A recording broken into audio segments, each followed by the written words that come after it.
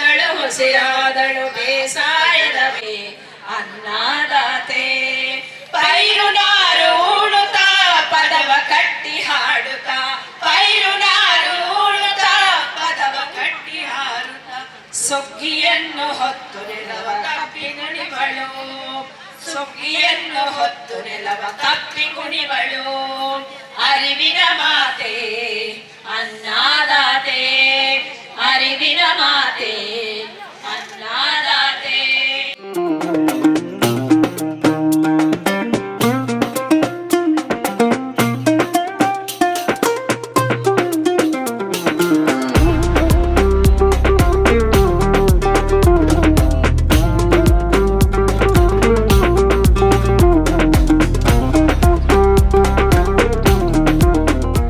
ನೆಲವಿಲ್ಲದ ಜಲವಿಲ್ಲ, ಜಲವಿಲ್ಲದ ಜೀವವಿಲ್ಲ.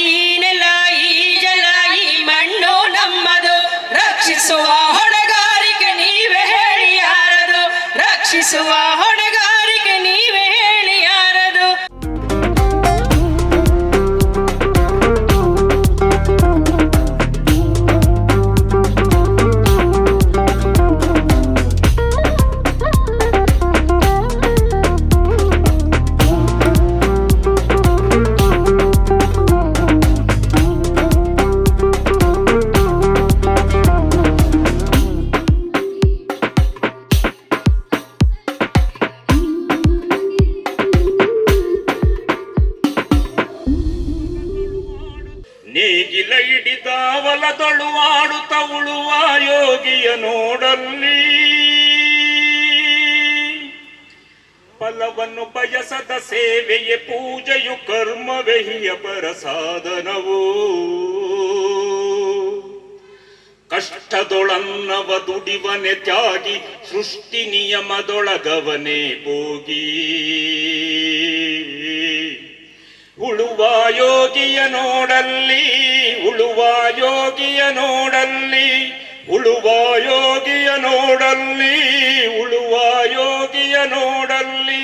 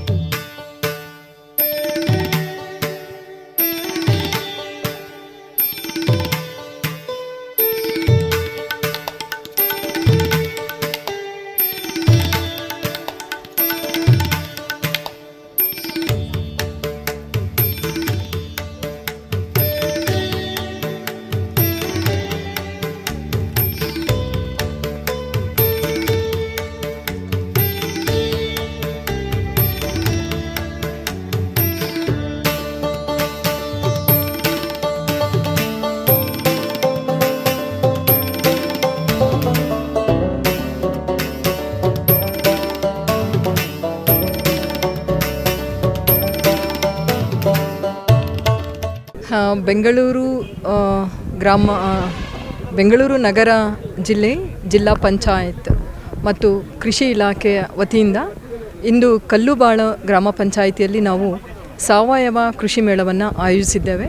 ಸಾವಯವ ಮತ್ತು ಸಿರಿಧಾನ್ಯಗಳ ಹಬ್ಬ ಅಂತ ಹೇಳಿ ಇದು ಒಂದು ಒಳ್ಳೆಯ ಕಾರ್ಯಕ್ರಮ. ನಿಮಗೆಲ್ಲ ಗೊತ್ತಿದೆ, ನಾವು ಈ ರಾಸಾಯನಿಕಗಳನ್ನು ಕೃಷಿಯಲ್ಲಿ ಬಳಕೆ ಮಾಡದೇ ಇರೋ ಬಗ್ಗೆ ಅನೇಕ ಕ್ರಮಗಳನ್ನು ವಹಿಸಿದ್ದೇವೆ ಮತ್ತು ಪ್ರಾಯೋಗಿಕವಾಗಿ ನಾವು ಪ್ರಯತ್ನವನ್ನು ಸಹ ಮಾಡ್ತಾ ಇದ್ದೇವೆ. ಒಂದು ಸುಸ್ಥಿರ ಕೃಷಿ, ರಾಸಾಯನಿಕಗಳನ್ನು ಬಳಸದೆ ಸಾವಯವವಾಗಿ ಮಾಡೋ ಬಗ್ಗೆ ಮತ್ತು ಇದು ನಮ್ಮ ರೈತರಿಗೆ ಮುಟ್ಟಿಸುವ ನಿಟ್ಟಿನಲ್ಲಿ ಮತ್ತು ರೈತರಿಗೆ ಇದರ ಬಗ್ಗೆ ಹೆಚ್ಚಿನ ಮಾಹಿತಿ ಮತ್ತು ಅವರಿಗೆ ಒಂದು ಸಪೋರ್ಟ್ ನೀಡುವಲ್ಲಿ ಈ ಕಾರ್ಯಕ್ರಮವನ್ನು ನಾವು ಆಯೋಜಿಸಿದ್ದೇವೆ. ತುಂಬ ಒಳ್ಳೆಯ ಕಾರ್ಯಕ್ರಮ. ನಾವು ಈ ಸಿರಿಧಾನ್ಯಗಳ ಬಗ್ಗೆ ಮತ್ತು ಈ ಸಾವಯವ ಕೃಷಿಯ ಒಂದು ಉಪಯೋಗದ ಕುರಿತು ಮತ್ತು ನಮ್ಮ ನೈಸರ್ಗಿಕವಾಗಿ ಅದರಿಂದ ರಾಸಾಯನಿಕಗಳಿಂದ ಆಗ್ತಕ್ಕಂತಹ ತೊಂದರೆಗಳನ್ನು ಹೋಗಲಾಡಿಸಿ ನಮ್ಮ ರೈತರು ಇದರಿಂದನೂ ಸಹ ಒಂದು ವ್ಯವಸಾಯವನ್ನು ಮಾಡಿ ಕೃಷಿ ಒಂದು ಲಾಭದಾಯಕರ ಉದ್ಯಮವನ್ನಾಗಿ ಬೆಳೆಸುವ ನಿಟ್ಟಿನಲ್ಲಿ ಒಂದು ಮೊದಲ ಪ್ರಯತ್ನ. ನಾನು ತುಂಬ ನಮ್ಮ ಕೃಷಿ ಇಲಾಖೆಗೆ ಮತ್ತು ನಮ್ಮ ಎಲ್ಲ ಅಧಿಕಾರಿ ಸಿಬ್ಬಂದಿಗಳಿಗೆ ನಾವು ಋಣಿಯಾಗಿದ್ದೇವೆ. ಅದೇ ರೀತಿಯಾಗಿ ನಮ್ಮ ರೈತರ ದಿನಾಚರಣೆಯನ್ನು ನಾವು ಈಗಷ್ಟೇ ಆಚರಿಸಿದ್ದೇವೆ. ಅವರಿಗೂ ಸಹ ನಮ್ಮ ಎಲ್ಲ ಸಮಸ್ತ ರೈತ ಜನತೆಗೆ ಮತ್ತೊಮ್ಮೆ ನನ್ನ ನಮಸ್ಕಾರಗಳನ್ನು ಸಲ್ಲಿಸುತ್ತಾ ಇಂತಹ ಕಾರ್ಯಕ್ರಮಗಳನ್ನು ಹೆಚ್ಚಿನದಾಗಿ ಹಮ್ಮಿಕೊಳ್ಳಲಿಕ್ಕೆ ಮತ್ತು ಇವತ್ತು ನಾವು ಇದು ಒಂದು ವೇದಿಕೆ ಏನು ಅಂದರೆ ನಮ್ಮ ರೈತರ ಅನೇಕ ವಿಷಯಗಳನ್ನು ಚರ್ಚೆ ಮಾಡಲಿಕ್ಕೂ ಸಹ ಇವತ್ತು ಒಂದು ಅವಕಾಶವನ್ನು ಕಲ್ಪಿಸಿದ್ದೇವೆ. ಒಂದು ಈ ತರಹ ಹೆಚ್ಚಿನವಾಗಿ ನಾವು ರೈತರನ್ನು ಕೇಂದ್ರೀಕರಿಸಿ ರೈತರನ್ನು ಮುಖ್ಯವಾಗಿ ಇರಿಸಿಕೊಂಡು ನಾವು ನಮ್ಮ ಕೆಲಸವನ್ನು ಮಾಡಬೇಕಾಗಿದೆ. ಇವನ ಅಧಿಕಾರಿ ವರ್ಗಗಳು ಸಹ ಈ ನಿಟ್ಟಿನಲ್ಲಿ ಇದೊಂದು ಸಣ್ಣ ಪ್ರಯತ್ನ. ಮೇಡಮ್, ಆನೇಕಲ್ ತಾಲೂಕಿನ ಬಹುತೇಕ ಕೆರೆಗಳು ವಿಷಮಯಗೊಂಡಿದೆ.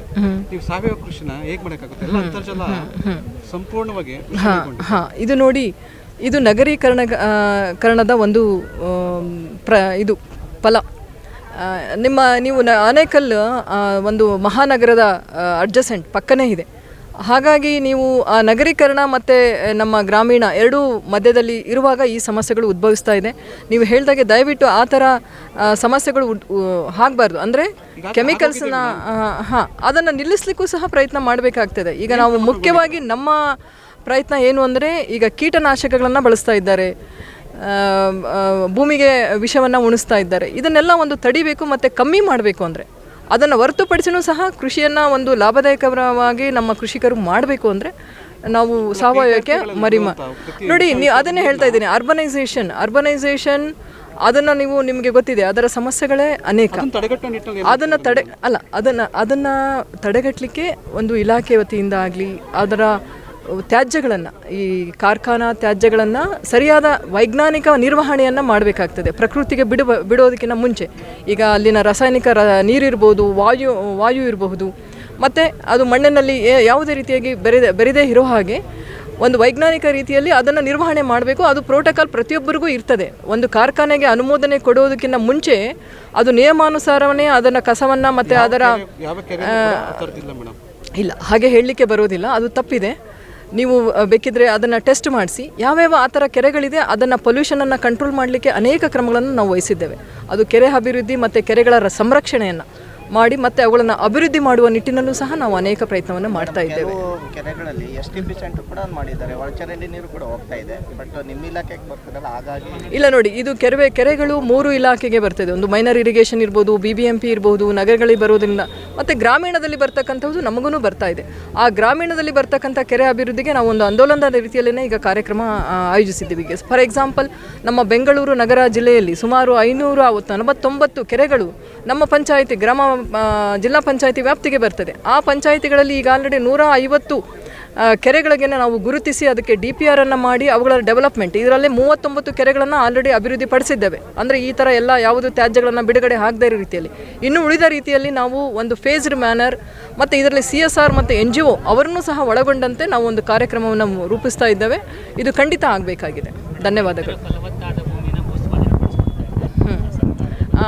ಇದು ಅದನ್ನೇ ಹೇಳೋದು, ರೈತರು ಉಳಿಬೇಕು, ರೈತರು ಬೆಳಿಬೇಕು. ಇದು ಒಂದು ರೀತಿಯ ಗೊಂದಲದ ವಿಷಯ. ಈ ಕಡೆ ಅರ್ಬನೈಸೇಷನ್ ಆಗ್ತಾ ಇದೆ, ಅಭಿವೃದ್ಧಿ ಆಗಬೇಕಿದೆ, ಇನ್ಫ್ರಾಸ್ಟ್ರಕ್ಚರ್ ಮೂಲಭೂತ ಸೌಕರ್ಯಗಳು ಬೇಕಾಗಿದೆ, ಭೂಮಿ ಅನಿವಾರ್ಯತೆ, ಭೂಮಿ ರೈತರಿಗೂ ಅನಿವಾರ್ಯತೆ, ಅಭಿವೃದ್ಧಿಗೆ ಅನಿವಾರ್ಯತೆ, ಭೂಮಿಯೇ ಎಲ್ಲರ ಜೀವಾಳ. ಅದು ತುಂಬಾ ಒಂದು ಏನಂತೀರಿ ನೀವು, ಸಂಕಷ್ಟದ ವಿಷಯಗಳು, ಪರಿಸ್ಥಿತಿ ಇರ್ತದಲ್ಲ, ಧರ್ಮ ಸಂಕಟ ಅಂತಾರಲ್ಲ ಹಾಗೆ. ಈ ಕಡೆ ಅಭಿವೃದ್ಧಿನೂ ಬೇಕು, ಭೂಮಿನೂ ಬೇಕು. ಈ ನಿಟ್ಟಿನಲ್ಲಿ ಒಂದು ಮಧ್ಯದ ಒಂದು ದಾರಿ ಖಂಡಿತ ಸಿಗುತ್ತೆ. ಅವರನ್ನು ರೈತರಿಗೂ ಸಪೋರ್ಟ್ ಮಾಡಿಕೊಂಡು ಅಭಿವೃದ್ಧಿನೂ ಹಾಕ್ಕೊಂಡು, ಅದಕ್ಕೆ ನಾವು ಸಸ್ಟೈನಬಲ್ ಡೆವಲಪ್ಮೆಂಟ್, ಸುಸ್ಥಿರ ಅಭಿವೃದ್ಧಿ ಅಂತ ನಾವು ಅದನ್ನು ಕರಿತೇವೆ. ಆ ನಿಟ್ಟಿನಲ್ಲಿ ನಾವು ಕಾರ್ಯನಿರ್ವಹಿಸಬೇಕಾಗುತ್ತೆ. ಸೊ ನಾವು ರಾಗಿಹಳ್ಳಿಲಿರೋದು. ಈಗ ಸದ್ಯಕ್ಕೆ ನಾವು ಒಂದು ಸಾವಯವ ಒಂದು ಫೆಡರೇಷನ್, ವಿಮೆನ್ ಫೆಡರೇಷನ್ ಮೂಲಕ ಒಂದು ಸಾವಯವ ಇನಿಷಿಯೇಟಿವ್ನ ಸ್ಟಾರ್ಟ್ ಮಾಡಿದ್ದೀವಿ. 1 ವರ್ಷದಿಂದ ಮಾಡ್ತಾ ಇದ್ದೀವಿ. ಸೊ ಸುಮಾರು ಅದಕ್ಕೆ ಬೇಕಾಗಿರೋ ಟ್ರೈನಿಂಗ್ಗಳಿರ್ಬೋದು, ಅಥವಾ ಅದಕ್ಕೆ ಬೇಕಾಗಿರೋ ವ್ಯವಸ್ಥೆಗಳೇನು ಬೇಕೋ ನಮಗೆ ಅದನ್ನೆಲ್ಲ ಮಾಡ್ಕೊಂಡು ಬರ್ತಾಯಿದ್ದೀವಿ. ಸೊ ನಮ್ಮ ಆಮೇಲೆ NGO ಆ್ಯಕ್ಚುಲಿ ಕಟ್ಕೊಂಡಿದ್ದೇನೆ. ನಮ್ಮ ರೈತರಲ್ಲಿ ಇದ್ದಿದ್ದು ಒಂದು ಸ್ವಲ್ಪ ಇಂಟ್ರೆಸ್ಟು, ಮತ್ತು ಜೊತೆಗೆ ನಮಗೆ ಅನಿಸಿದ್ದೇನೋ ಅವ್ರ ಜೊತೆ ಕೆಲಸ ಮಾಡ್ತಾ ಅಂತಂದರೆ, ಖಂಡಿತ ಅವರಲ್ಲಿ ಸಾವಯವ ಕೃಷಿ ಮಾಡೋ ಅರಿವು ಇದೆ, ಅವರಲ್ಲಿ ಕೆಪಾಸಿಟಿನೂ ಇದೆ. ಬಟ್ ಅದಕ್ಕೆ ಬೇಕಾಗಿರೋವಂಥ ವ್ಯವಸ್ಥೆಗಳು ಅಂತ ನಾವೇನು ಹೇಳ್ತೀವಿ ಅದನ್ನು ಒಂದು ಕಡೆ ಅಫ್ಕೋರ್ಸ್ ನಾವು ರೈತರಿಗೆ ಅಂದರೆ ಸರ್ಕಾರದ ಕಡೆಯಿಂದ ಆಗಲಿ ಅಂತ ಕಾಯ್ತಾ ಇರ್ತೀವಿ.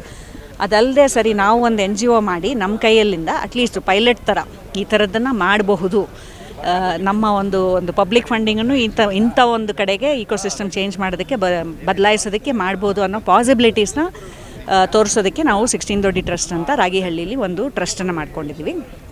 ಸೊ ಈಗ ಸದ್ಯಕ್ಕೆ ಏನು ಮಾಡ್ತಾಯಿದ್ದೀವಿ ಅಂದರೆ, ಈ ಸಾವಯವ ಮಾಡೋದಕ್ಕೆ ಏನೇನು ಈಗ ಜೀವಾಮೃತ ಇರ್ಬೋದು, ಅಥವಾ ದಶಪರ್ಣಿ ಅಂತ ಇರ್ಬೋದು, ಮತ್ತು ಬೀಜಗಳ ಸಂರಕ್ಷಣೆ ಮಾಡೋದಕ್ಕೆ ಆ ಥರದೊಂದಿಷ್ಟು ಪೈಲಟ್ ಪ್ಲಾಟ್ಗಳನ್ನ ಮಾಡ್ಕೊಂಡು ಬರ್ತಾಯಿದ್ದೀವಿ. ನಮ್ಮ ಉದ್ದೇಶ, ನಮ್ಮ ಕನಸೇನು ಅಂತಂದರೆ, ಅಟ್ಲೀಸ್ಟ್ ನಮ್ಮ ತಾಲೂಕು ಮಟ್ಟಿಗೆ, ಆನೇಕಲ್ ತಾಲೂಕು 16 ದೊಡ್ಡಿ ಟ್ರಸ್ಟಿಂದ ತಾಲೂಕು ಮಟ್ಟಿಗೆ ಫುಲ್ ಆರ್ಗ್ಯಾನಿಕ್ ಆನೇಕಲ್ ಅನ್ನೋ ಒಂದು ಬ್ರ್ಯಾಂಡನ್ನು ಕ್ರಿಯೇಟ್ ಮಾಡಿ, ಆದಷ್ಟು ರೈತರು ಸಾವಯವ ಕೃಷಿ ಬಗ್ಗೆ ಒಂದಿಷ್ಟು ಬೇಸಿಕ್ಲಿ ನಮ್ಮ ಉದ್ದೇಶ ಮಣ್ಣು ನೀರು ಆನೇಕಲ್ಲಲ್ಲಿ ಚೆನ್ನಾಗಾಗಬೇಕು. ಅದರ ಜೊತೆಗೆ ಅವರಿಗೆ ಒಂದು ಆರ್ಥಿಕ ವ್ಯವಸ್ಥೆಯನ್ನು ಮಾಡೋಕ್ಕಾಗುತ್ತೆ ಅಂತಂದರೆ ಯಾಕೆ ಟ್ರೈ ಮಾಡಬಾರ್ದು ಅಂತ. ಸೊ ನಾವು ಸದ್ಯಕ್ಕೆ ರಾಗಿಹಳ್ಳಿಲಿ ಕೆಲಸ ಮಾಡ್ತಾಯಿದ್ದೀವಿ. ನಿಧಾನಕ್ಕೆ ಬೇರೆ ಬೇರೆ ಪಂಚಾಯತಿ ಕಡೆಯಿಂದನೂ ಇಂಟ್ರೆಸ್ಟ್ ಬರ್ತಾಯಿದೆ. ಸುಮಾರು ಜನ ಒಬ್ಬರು ಇಬ್ಬರು ರೈತರು, ಕೆಲವು ಕಡೆ ಸೆಲ್ಫ್ ಹೆಲ್ಪ್ ಗ್ರೂಪ್ಗಳು ನಮ್ಮನ್ನು ಎನ್ಕ್ವೈರ್ ಮಾಡ್ತಾ ಇದ್ದಾರೆ. ಅಧಿಕಾರಿಗಳಿಂದ ಯಾವ ರೀತಿ ಸಪೋರ್ಟ್ ಬೇಕು? ಅಧಿಕಾರಿಗಳಿಂದ ಅಂತಂದರೆ ನಾವು ಡೆಫಿನೆಟಾಗಿ ಒಂದೆರಡು ಸ್ಕೀಮ್ ಇದೆ. ಸಾವಯವ ಸ್ಕೀಮ್ ಅಂತೂ ಕೇಂದ್ರ ಸರ್ಕಾರ ಮತ್ತು ಸ್ಟೇಟ್ ಗೌರ್ಮೆಂಟ್ 2-3 ಸ್ಕೀಮ್ ಇದೆ. ಸೊ ಫಸ್ಟು ನಾವು ಕೇಳ್ಕೊತಾ ಇರೋದು ಆ ಸ್ಕೀಮಿನ ಎಫಿಷಿಯನ್ಸಿನ ಒಂದು ಸ್ವಲ್ಪ ಇಂಪ್ರೂವ್ ಮಾಡೋಣ. ಆ ಸ್ಕೀಮನ್ನು ನಾವು ಯಾಕಂದರೆ ಸ್ಕೀಮ್ ಬರೀತಾ ನಾನು ಹೇಳ್ದಂಗೆ ಕೇಂದ್ರ ಮಟ್ಟಿಗೆ ಬರೆದಿರ್ತೀವಿ. ಸೊ ಅದನ್ನು ನಮ್ಮ ಆನೆಕಲ್ ಮಟ್ಟಿಗೆ ಹೆಂಗೆ ಅಳವಡಿಸ್ಕೋಬೋದು ಅನ್ನೋದನ್ನು ನಮ್ಮ ಇವ್ರ ಜೊತೆಗೆ ಡಿಪಾರ್ಟ್ಮೆಂಟ್ ಅವ್ರ ಜೊತೆಗೆ ಕೂತ್ಕೊಂಡು ಪ್ಲ್ಯಾನ್ ಮಾಡಿಕೊಂಡು ಮಾಡೋದು ಒಂದು. ಅದಲ್ಲದೆ ನೆಕ್ಸ್ಟು ಇಲ್ಲಿ ರೈತರನ್ನು ಒಂದು ಸ್ವಲ್ಪ ಅವ್ರ ಹತ್ರ ಕೇಳ್ಕೊಳ್ಳೋದು. ಈಗ ಅವ್ರಿಗೆ, ಯಾಕಂದರೆ ನಾವೇನು ಮಾಡ್ತೀವಿ ಒಂದೊಂದು ಸಲ ಇದರಲ್ಲಿ ಇವರಿಗೆ ಬೇರೆ ಬೇರೆ ಸ್ಕೀಮ್ ಅಂದರೆ, ಈಗ ನಾನು ಸಾವಯವ ಸ್ಕೀಮ್ 2 ಹೇಳಿದೆ, ಅದಲ್ಲದೆ ಅವ್ರ ಕೈಯಲ್ಲಿ 10 ಕನ್ವೆನ್ಷನಲ್ ಫಾರ್ಮಿಂಗ್ ಸ್ಕೀಮು ಇರುತ್ತೆ. ಸೊ ಅದನ್ನು ಅವರು ಇಂಪ್ಲಿಮೆಂಟ್ ಮಾಡ್ತಾ ಒಂದು ಸ್ವಲ್ಪ ರೈತರ ಜೊತೆಗೂ ಮಾತಾಡಿಕೊಂಡು ಅಲ್ಲಿ ಅದರ ಬೆನಿಫಿಟ್ಸನ್ನು ಹೇಗೆ ಒಂದು ಸ್ವಲ್ಪ ನಮ್ಮ ಅಗ್ರಿಕಲ್ಚರ್ನ ಇಂಪ್ರೂವ್ ಮಾಡೋಕ್ಕೆ ಯೂಸ್ ಮಾಡ್ಬೋದು ಅನ್ನೋದನ್ನು ಮಾಡೋಕ್ಕೆ ಸಾಧ್ಯತೆ ಇರೋದು ನಮ್ಮ ಲೋಕಲ್ ಡಿಪಾರ್ಟ್ಮೆಂಟಿಗೆ ಅಷ್ಟೇ. ಸೊ ಇವಾಗ ನಮಗೆ ಇವರು ಲತಾ ಕುಮಾರಿ ಅವರು ಮತ್ತು ಧನಂಜಯ ಅವರು ಒಂದು ಸ್ವಲ್ಪ ಇಂಟ್ರೆಸ್ಟ್ ತೋರಿಸ್ತಾ ಇರೋದ್ರಿಂದ ಡೆಫಿನೆಟಾಗಿ ಆನೆಕಲ್ಲಲ್ಲಿ ಮಾಡೋವಂಥ ಪಾಸಿಬಿಲಿಟೀಸ್ ತುಂಬ ಇದೆ ಅಂತ ಅನ್ನಿಸ್ತಾ ಇದೆ. ಜೊತೆಗೆ ಯಾಕಂದರೆ ಆರ್ಥಿಕ ಇದೂ ತುಂಬ ಇಂಪಾರ್ಟೆಂಟ್. ಆರ್ಗ್ಯಾನಿಕ್ ಅಂತ ಮಾತಾಡ್ತಾ ಮಾರ್ಕೆಟ್ ಬಗ್ಗೆ ನಾವು ಮಾತಾಡದೇ ಇರೋಕ್ಕಾಗಲ್ಲ. ಆ್ಯಂಡ್ ನಮಗೆ ಆನೆಕಲ್ ಅಡ್ವಾಂಟೇಜ್ ಏನು ಅಂದರೆ ಬ್ಯಾಂಗ್ಳೂರು ತುಂಬ ದೊಡ್ಡ ಮಾರ್ಕೆಟ್, ಹತ್ತಿರದಲ್ಲೇ ಇರೋದ್ರಿಂದ ಫ್ರೆಶ್ ಪ್ರೊಡ್ಯೂಸ್ ಇರ್ಬೋದು, ಸಿರಿಧಾನ್ಯಗಳಿರ್ಬೋದು, ವ್ಯಾಲ್ಯೂ ಆ್ಯಡ್ ಪ್ರಾಡಕ್ಟ್ಸ್ ಇರ್ಬೋದು, ಅವೆಲ್ಲ ಮಾಡಿ ಅದನ್ನು ಒಂದು ಸ್ವಲ್ಪ ಎಕನಾಮಿಕಲಿನೂ ವಯಬಲ್ ಮಾಡೋದಕ್ಕೆ ಐಡಿಯಾಸ್ ಅಂತೂ ತುಂಬ ಇದೆ. ನಮ್ಮ ಹತ್ರ ಐಡಿಯಾಸ್ ಇರ್ಬೋದು, ಬೇರೆ ಕಡೆ ಮಾಡಿರೋವಂಥ ಎಕ್ಸಾಂಪಲ್ಸ್ ಇರ್ಬೋದು, ಅವೆಲ್ಲ ಇದೆ. ಸೊ ಸ್ವಲ್ಪ ಇವಾಗ ಡಿಪಾರ್ಟ್ಮೆಂಟ್ ಜೊತೆಗೆ ನಾವು ಕೆಲಸ ಮಾಡ್ತಾಯಿದ್ವಿ. ನಿಧಾನಕ್ಕೆ ಡೆಫಿನೆಟಾಗಿ ಇನ್ನೊಂದು 5-6 ವರ್ಷದಲ್ಲಿ ಸುಮಾರು ಚೇಂಜಸ್ ತರ್ಬೋದು. ನಾನೇ ಎಲ್ಲ ಹೇಳ್ಬೇಕಲ್ಲ. ಇವತ್ತು ಇಲ್ಲಿ ಕಲ್ಬಾಳು ಗ್ರಾಮದಲ್ಲಿ ಆನೇಕಲ್ ತಾಲೂಕಿನ ಜಿಲ್ಲಾ ಮಟ್ಟದ ಒಂದು ಕಾರ್ಯಕ್ರಮ ನಡೀತಾ ಇದೆ. ಸಾವಯವ ಕೃಷಿ ಮತ್ತು ಸಿರಿಧಾನ್ಯದ ಹಬ್ಬ ಅಂತ ಮಾಡ್ತಾ ಇದ್ದಾರೆ. ಸಾವಯವ ಕೃಷಿ ಮತ್ತು ಸಿರಿಧಾನ್ಯಗಳ ಬಗ್ಗೆ ಹೆಚ್ಚಿಗೆ ಅರಿವನ್ನು ಮೂಡಿಸೋದಕ್ಕೆ ಸುಮಾರು ಜನ ಗೊತ್ತು ಈಗಾಗಲೇ. ಇನ್ನು ಹೆಚ್ಚಿಗೆ ಅರಿವನ್ನು ಮೂಡಿಸೋದಕ್ಕೆ ಒಂದಷ್ಟು ಜನ ಎಕ್ಸ್ಪರ್ಟ್ಸ್ ಕರೆಸಿದ್ದಾರೆ ಮಾತಾಡೋದಕ್ಕೆ. ರೈತರ ಮತ್ತು ಕೃಷಿ ತಜ್ಞರ ಮಧ್ಯೆ ವಿಚಾರ ವಿನಿಮಯದ ಒಂದು ಕಾರ್ಯಕ್ರಮ. ನಾನು ಇನಾಗ್ರೇಷನ್ಗೆ ಬಂದಿದ್ದೆ ಅಷ್ಟೇ. ಒಬ್ಬ ರೈತನಾಗಿ ನಾನು ಇಲ್ಲಿಗೆ ಬಂದೆ ಅಷ್ಟೇ. ಒಂದಷ್ಟು ನನಗೂ ತಿಳ್ಕೊಳ್ಳೋದಕ್ಕೆ ಸಿಗುತ್ತಲ್ಲ, ಮತ್ತೆ ಕೆಲವೆಲ್ಲ ವಿಷಯಗಳು ಮತ್ತೆ ಕೇಳ್ತಾ ಇರಬೇಕು ನಾವು ಕಟ್ಕೊಳ್ಳೋದಕ್ಕೆ. ಸೊ ಆ ಕೆಲಸ ನನಗಾಗ್ತಾಯಿದೆ. ಸಾವಯವ ಕೃಷಿಯ ಪ್ರಾಮುಖ್ಯತೆ ಇವತ್ತಿನ ದಿನಗಳಲ್ಲಿ ಎಷ್ಟು ಮುಖ್ಯ ಅನ್ನೋದನ್ನು ಎಲ್ಲರೂ ಮನಗಾಣೋದಕ್ಕೆ ಈ ಥರದ ಕಾರ್ಯಕ್ರಮಗಳು ಮುಖ್ಯ ಆಗ್ತವೆ. ಜನರ ಖರ್ಚಲ್ಲಿ ನಡೆಯೋ ಕಾರ್ಯಕ್ರಮ ಜನಗಳ ತನಕ ತಲುಪಬೇಕಲ್ಲ. ಜನಗಳಿಗಾಗಿ ಮಾಡ್ತಾ ಇರುವಂಥ ಕಾರ್ಯಕ್ರಮ, ಜನಗಳ ದುಡ್ಡಲ್ಲಿ ನಡೆಯುವಂಥ ಕಾರ್ಯಕ್ರಮಗಳಿವೆಲ್ಲ ಸರ್ಕಾರದ ಕಾರ್ಯಕ್ರಮಗಳು ಜನಗಳಿಗೆ ತಲುಪಬೇಕು, ಜನಗಳಲ್ಲಿ ಅರಿವು ಮೂಡಬೇಕು. ಜನಗಳು ಅಂದ ತಕ್ಷಣ ನಾವು ಸಾವಯವ ಕೃಷಿ ಬರೀ ರೈತರಿಗೆ ತಲುಪಬೇಕು ಅಂತ ಅಂದ್ಕೊಂಡ್ಬಿಡ್ತೀವಿ. ರೈತರಿಗಿಂತ ಹೆಚ್ಚಿಗೆ ಗ್ರಾಹಕರಿಗೆ ತಲುಪಬೇಕಾಗಿದೆ. ಯಾಕಂದರೆ ನಮ್ಮ ಎಕಾನಮಿನೇ ಇರೋದು ಹಾಗೆ, ಡಿಮಾಂಡ್ ಆ್ಯಂಡ್ ಸಪ್ಲೈ ತಾನೆ. ನಮ್ಮ ಬೇಡಿಕೆ ಏನಿದೆ ಅದಕ್ಕೆ ತಕ್ಕಂಗೆ ಉತ್ಪಾದನೆ ಕೂಡ ಆಗುತ್ತೆ.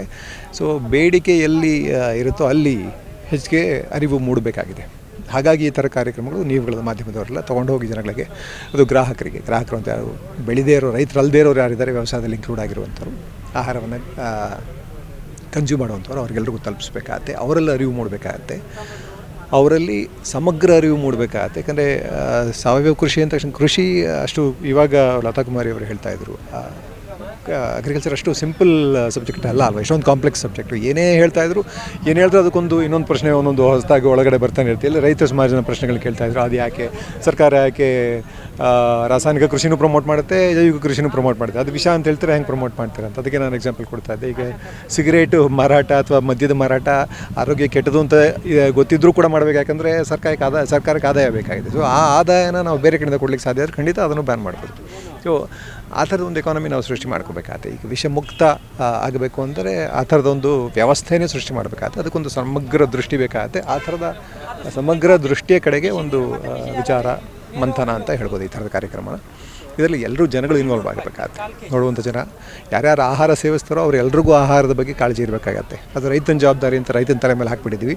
ಅವನನ್ನು ನೇಗಿಲ ಯೋಗಿ, ದೇಶದ ಬೆನ್ನೆಲುಬು ಅಂತೆಲ್ಲ ಪಟ್ಟ ಕಟ್ಟಿಬಿಟ್ಟು ಅವನ್ನ ಒಂದು ಕಡೆಗೆ ಹಾಕ್ಬಿಟ್ಟಿದ್ದೀವಿ.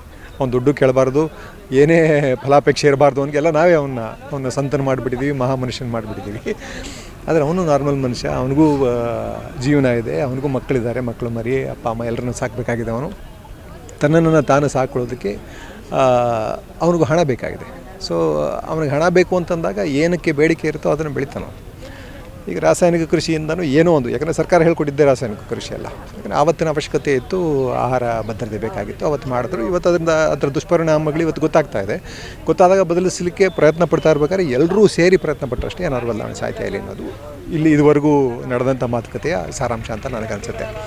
ಸೊ ಎಲ್ಲರೂ ಸೇರಿ ಒಂದು ಸುಸ್ಥಿರ ಬದುಕಿನತ್ತ, ಯಾಕಂದರೆ ಪ್ರಪಂಚದಲ್ಲೇ ಅತಿ ದೊಡ್ಡ ಜನಸಂಖ್ಯೆ ಇರುವಂಥ ದೇಶ ಆಗೋಗ್ಬಿಟ್ಟಿದೆ ನಾವು. ಈಗ ಜಾಗದಲ್ಲಿ ದೊಡ್ಡದಲ್ಲದೆ ಹೋದರೂ ಜನಸಂಖ್ಯೆಯಲ್ಲಿ ದೊಡ್ಡದಾಗಿದ್ದೀವಿ. ಅದನ್ನು ಜನಸಂಪನ್ಮೂಲ ಅಂತ ನಾವು ಪರಿಗಣಿಸೋದಾದರೆ ತುಂಬ ದೊಡ್ಡ ಜನಸಂಪನ್ಮೂಲ, ಅದಲ್ಲದೆ ನೈಸರ್ಗಿಕ ಸಂಪನ್ಮೂಲ ಕೂಡ.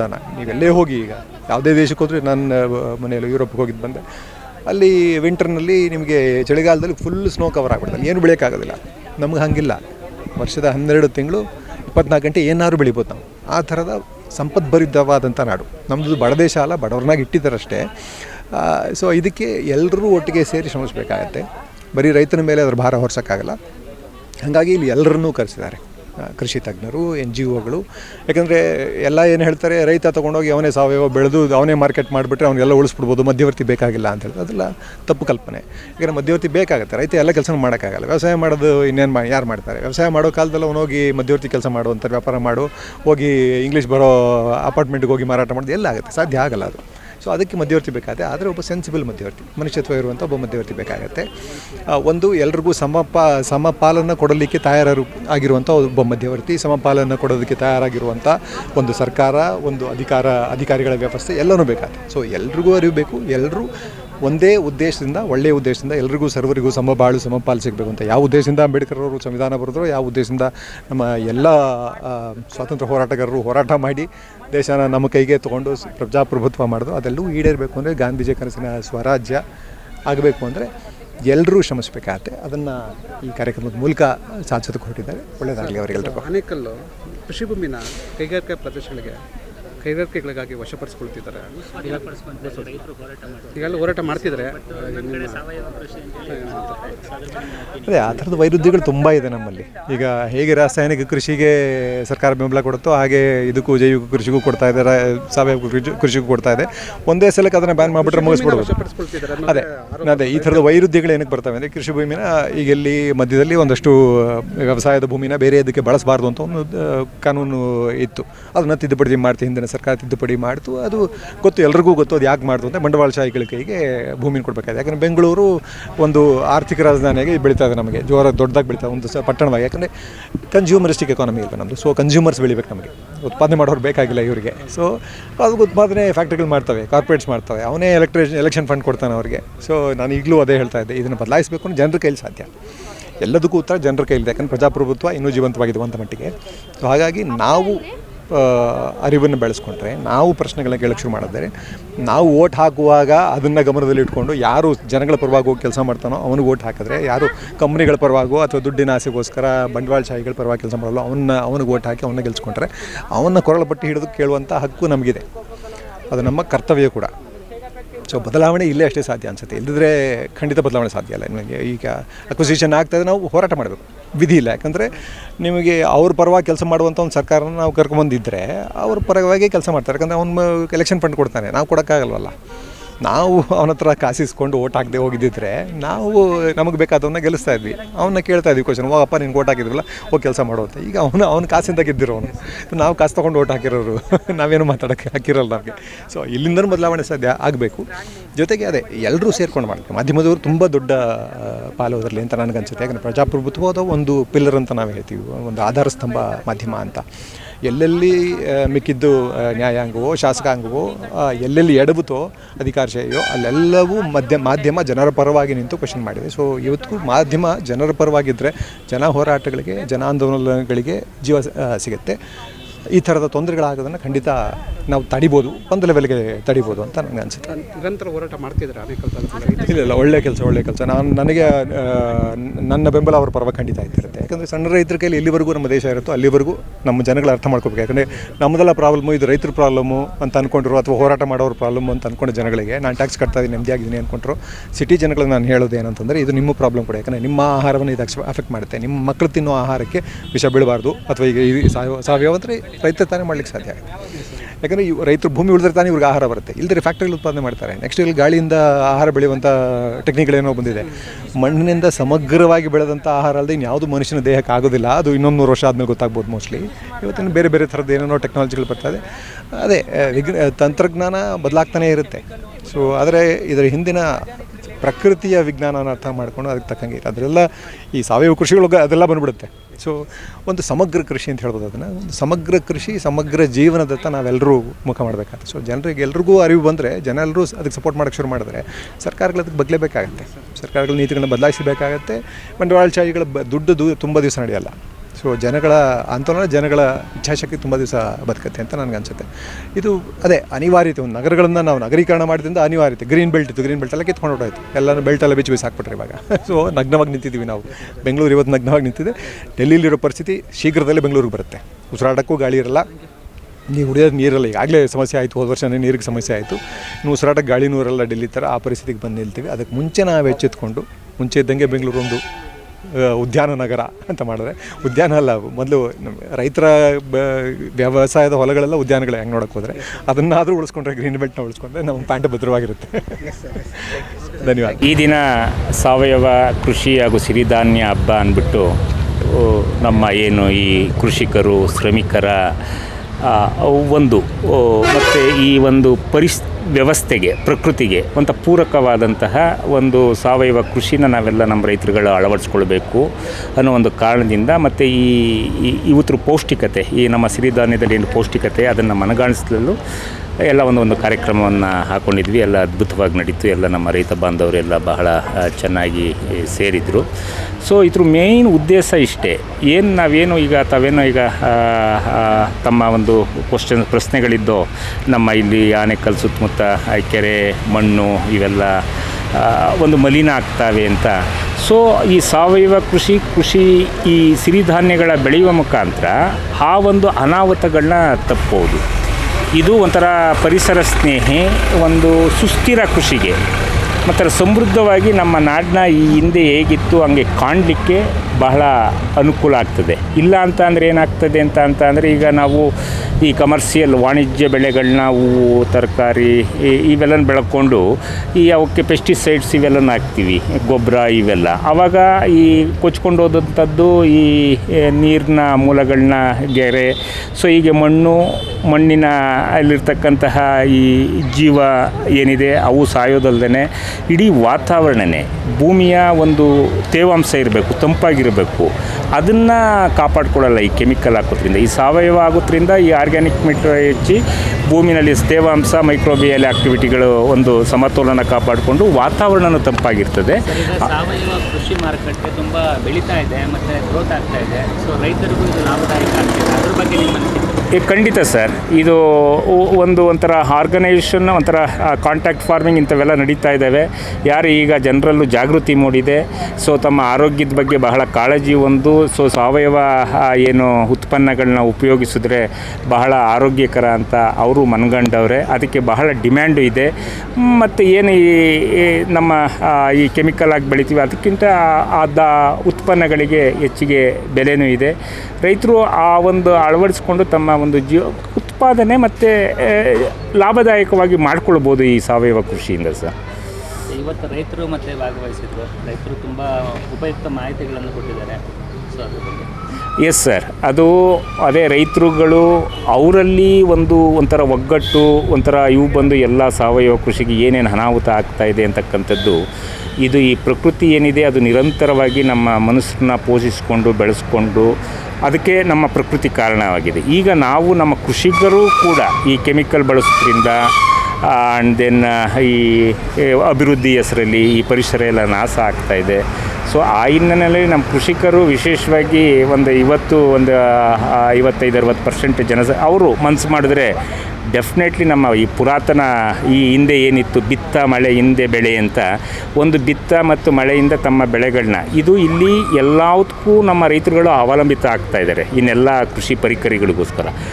ಆ ಹಿನ್ನೆಲೆಯಲ್ಲಿ ಇದು ನಮ್ಮ ರೈತರು ಸೂಕ್ಷ್ಮವಾಗಿ ವಿಚಾರ ಮಾಡಬೇಕಾಗಿದೆ. ಹೀಗಾಗಿ ಇವನಿಗೇನು ನಮ್ಮ ರೈತನಿಗೆ ತನ್ನ ಒಂದು ಇದು ಆದಾಯ ಅಂತಕ್ಕಂಥದ್ದು ಆತನಿಗೇನು ಸಿಗ್ತಾಯಿಲ್ಲ. ಎಲ್ಲ ಯಾವುದೋ ಕಂಪ್ನಿಗಳಿಗೆ ಇನ್ಸೆಕ್ಟಿಸೈಡು, ಫರ್ಟಿಲೈಸರು ಮತ್ತು ಇನ್ನೊಂದು ಒಂಥರ ಈಗ ಸೀಡ್ಸ್ ಕಂಪ್ನಿಗಳಿಗೆ ಅವ್ರ ಪಾಲಾಗ್ತಾಯಿದೆ. ರೈತನ ದುಡಿಮೆ, ರೈತನ ಶ್ರಮ ಎಲ್ಲ ಅವ್ರು ಉಣ್ತಾ ಇದ್ದಾರೆ. ರೈತನಾಗೆ ಒಂಥರ ಇನ್ನೂ ಒಂಥರ ಬಹಳ ಆತನ ಸ್ಥಿತಿ ದಿನೇ ಅಧೋಗತಿಗೆ ಹೋಗ್ತಾ ಇದೆ ಹೊತ್ತು. ಇವೆಲ್ಲ ಈ ಫರ್ಟಿಲೈಸರ್, ಗೊಬ್ಬರ, ಬೀಜಕ್ಕೆಲ್ಲ ಬೇರೆಯವ್ರ ಮೇಲೆ ಅವಲಂಬಿತ ಆಗಿರೋದು ಒಂದು ಅದ್ರ ಬಗ್ಗೆ ಗಹನವಾದಂತಹ ಚಿಂತನೆಯನ್ನು ನಮ್ಮ ರೈತರು ಮಾಡಬೇಕಾಗಿದೆ ಸರ್.